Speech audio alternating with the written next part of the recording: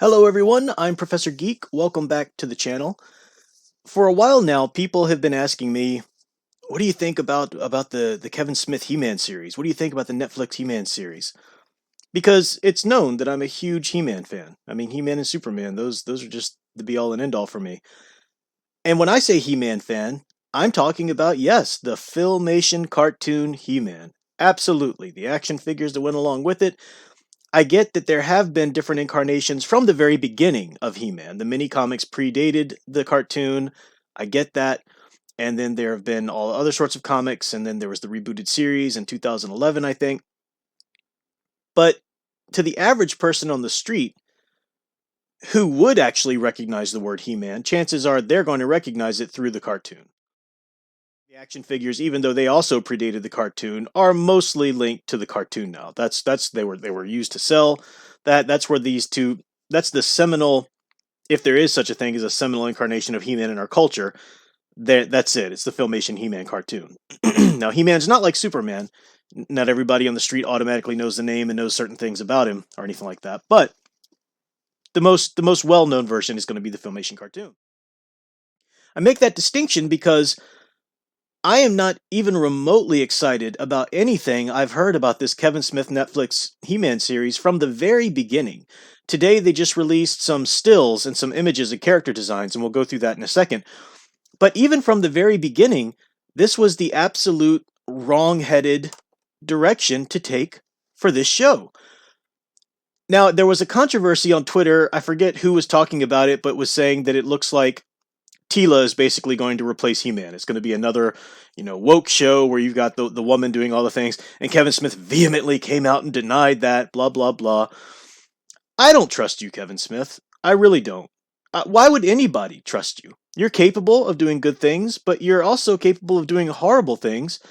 You've ruined your name in terms of your credibility to recommend stuff. You only ever do only ever give fluff pieces recommendations to anything. You tried to sell us on the DCEU way back when everybody knew the DCEU was garbage. You tried to sell us on Rise of Skywalker, for crying out loud. Why should anybody believe what Kevin Smith says, whether it's about his own stories or about somebody else's? I don't know how he thinks he's got any credibility when it comes to that anymore. Let me read the announcement, the press release. This was the quoted press release as to what this series is supposed to be about. After a cataclysmic battle between He-Man and Skeletor, Eternia is fractured, and the Guardians of the Grey Skull are scattered. Okay, right there, that's a major problem. Major problem.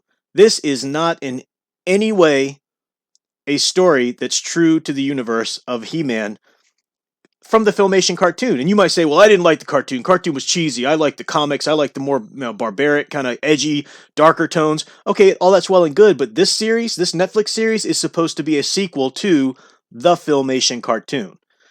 Now, you might argue that, well, the Filmation cartoon was only for children, and that this Netflix series is going to be targeting some of the adults that used to like the show. Okay, so there might be a little bit of differences. You might see some things that aren't quite as kiddie or something like that. Okay, fine. That does not excuse you in the least bit in terms of violating the theme, the archetypes of the show. He-Man, Filmation He-Man, the Masters of the Universe, this was an aspirational show. He-Man was an aspirational hero who would never, ever just abandon, just scatter.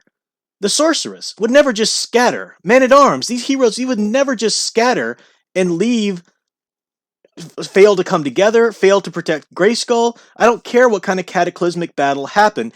And if you're going to, and if you can hear it already now, people, because people have just decided that they're going to like this series no matter what. So they'll watch the first episode and they'll say, no, there's a reason, see, because of this thing happened in the battle and therefore they couldn't get back together and blah.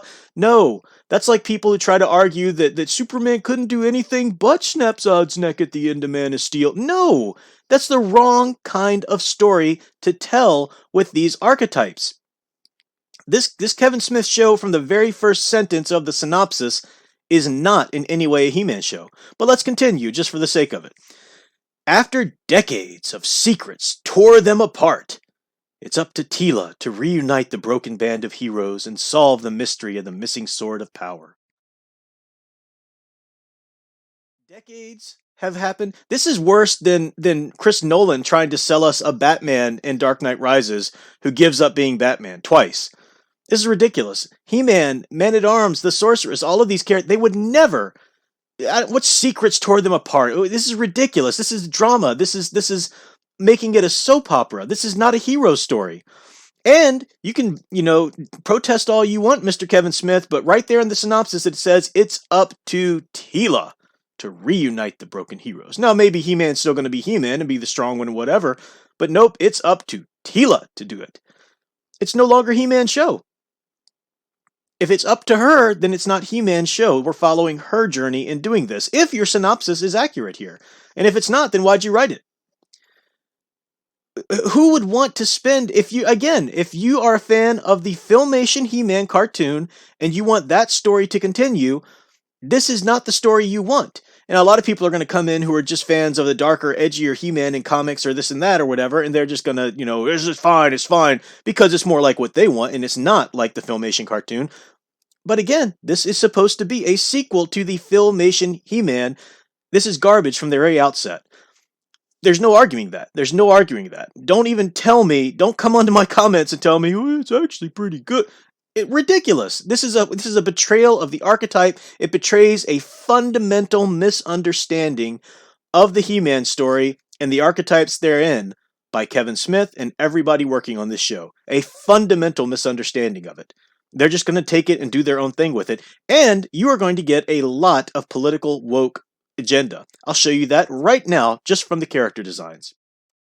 These are ridiculous. First of all, look at this this image. Now, this isn't a bad image at all. This is an image of He-Man fighting Skeletor. Okay, great. Don't know why Skeletor has to wear a cloak, but okay, whatever. Whatever. For the most part, we're pretty spot on there in terms of costumes and everything. Look at the exaggerated muscles on He-Man's upper body.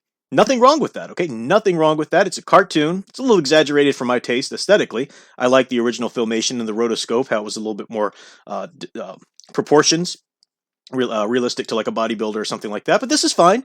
Okay, they exaggerated He-Man's upper body strength because that's the part of the He-Man's body or the male strong man's body that you want to exaggerate for this strong man archetype, right? He's strength. You show that. Now let's go down and look at an image of Tila. Now, first of all, don't get excited because this image of Tila, some people might say, well, the colors are there. They've got this, and that. This isn't the Tila we're going to be working with in the series. This, I believe, is an image from the very beginning of the show when they're trying to show that cataclysm and everything and how it all goes bad. So this is in the first half of the first episode before everything goes to pots and they lose hope and everything for decades upon decades. But look at here, just from the proportions angle I looked at. Okay, I'm going to put this up now next to an image of classic Tila from Filmation's He-Man. Look at classic Tila. What's exaggerated about her? And I don't mean exaggerated in the terms of like unrealistically exaggerated, but what's highlighted about her body? The breasts and hips are highlighted as the iconic feminine should be. Not a sexualization. She's not sexualized here. She's not inviting us to come objectify her. But it's shown that she is a feminine hero. And if you've ever watched the Filmation He-Man series, you know that she is 100% a hero. She is capable of saving He-Man at times. She's capable of doing all this stuff and never has to diminish him to do it. She's not like one of the common day woke heroes for feminist heroes. She doesn't have to diminish the men around her to do that. But look at the body, like I said. The hips and breasts are highlighted. Not sexualized, but highlighted to show her femininity. Now look at this image here. And this is supposed to be her before the quote-unquote fall here.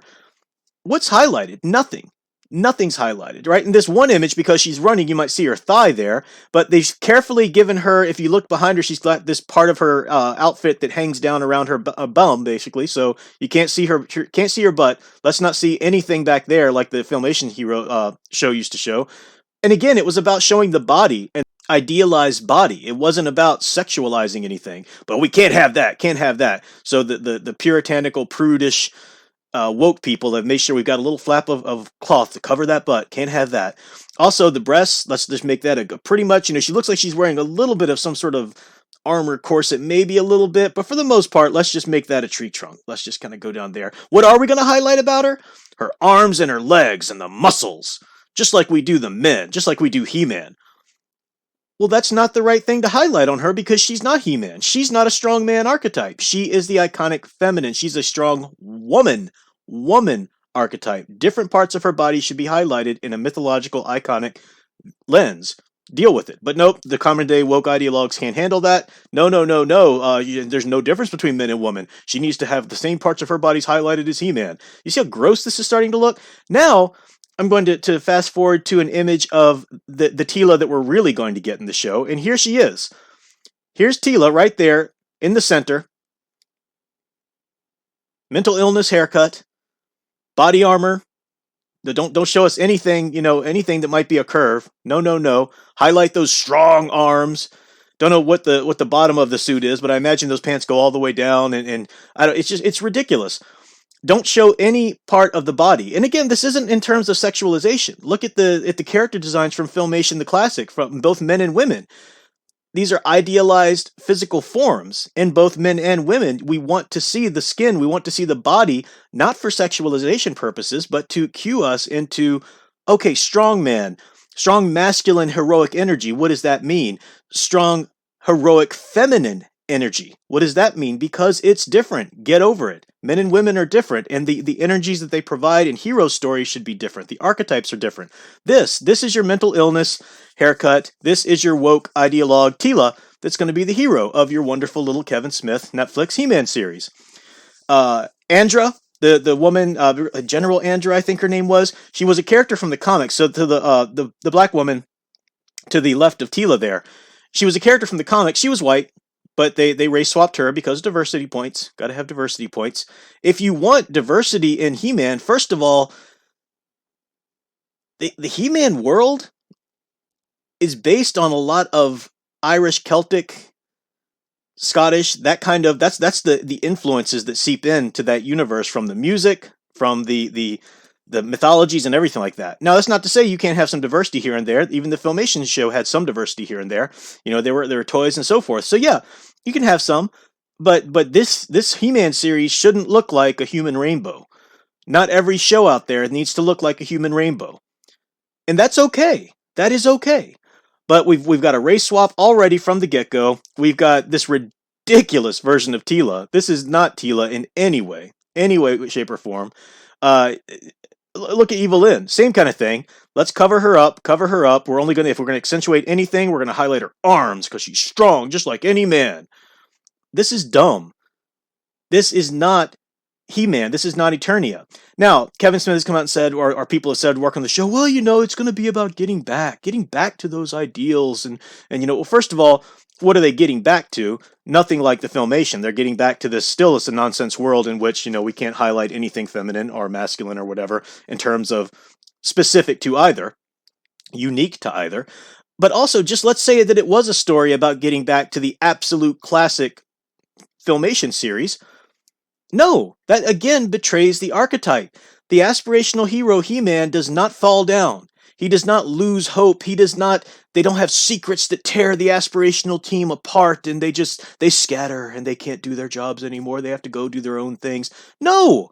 And there's also I'll end with this. There's an incredible hubris and it's a mark of poor writing too and poor imagination. When you have somebody write a sequel to a much beloved story, whether it was a series, a movie, or anything like that, and they think, well, I need to make sure that nothing happened in the interim between that show or that movie ending and when I come back now. Nothing can have happened. I have to be the one that steps back in and tells the grand story. That's a betrayal of people who loved the story before. When you follow a movie, this was the great betrayal of the Disney Star Wars trilogy, right?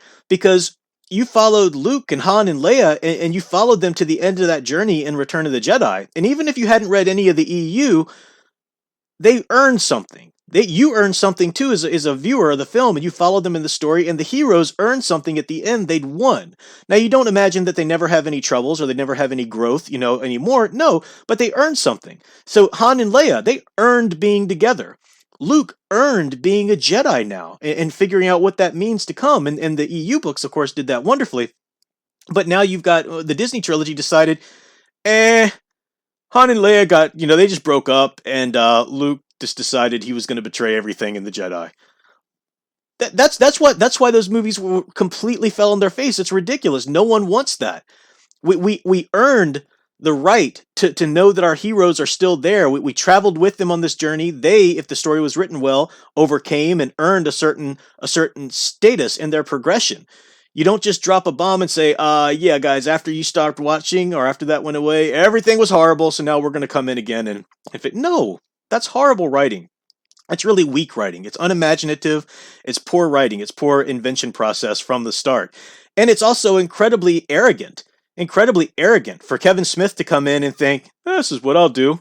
Everything people loved went to crap, so I'll just come in and this series is about getting us back to that, guys. No, no. That is a complete and total, as I said before, a fundamental misunderstanding of the characters, the archetypes they embody, the world they embody.